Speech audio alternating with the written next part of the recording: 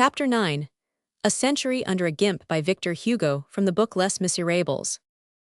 Since we are engaged in giving details as to what the convent of the Petit Picpus was in former times, and since we have ventured to open a window on that discreet retreat, the reader will permit us one other little digression, utterly foreign to this book, but characteristic and useful, since it shows that the cloister even has its original figures.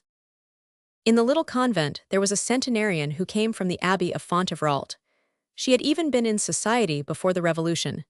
She talked a great deal of M. de Miromesnil, keeper of the seals under Louis Roman XVI, and of a Presidentess Duplat, with whom she had been very intimate.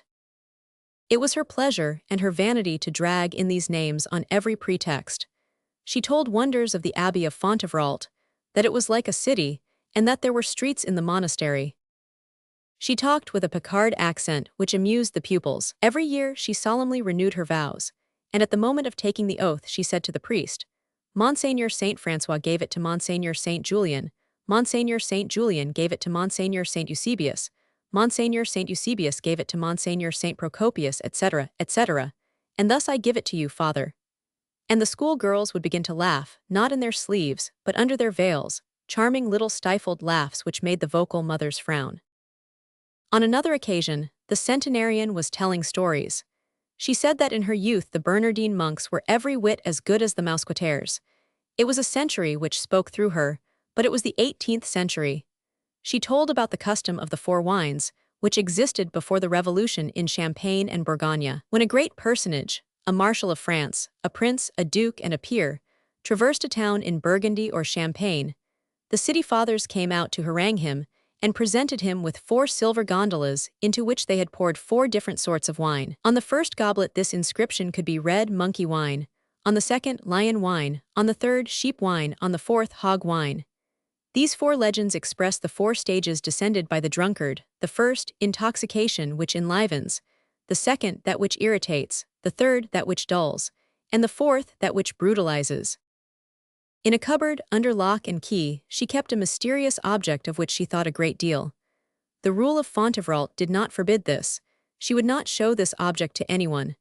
She shut herself up, which her rule allowed her to do, and hid herself, every time that she desired to contemplate it. If she heard a footstep in the corridor, she closed the cupboard again as hastily as it was possible with her aged hands.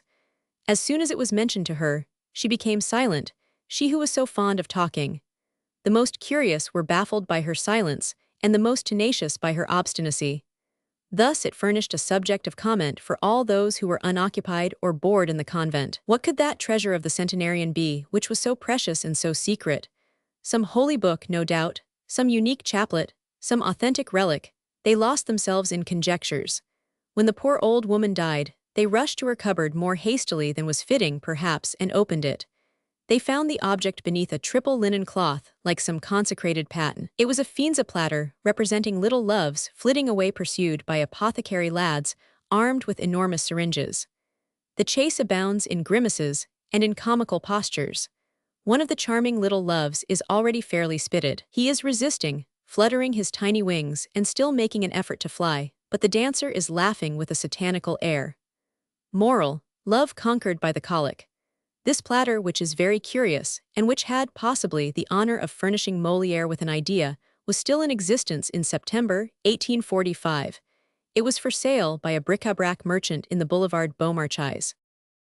This good old woman would not receive any visits from outside because, said she, the parlor is too gloomy.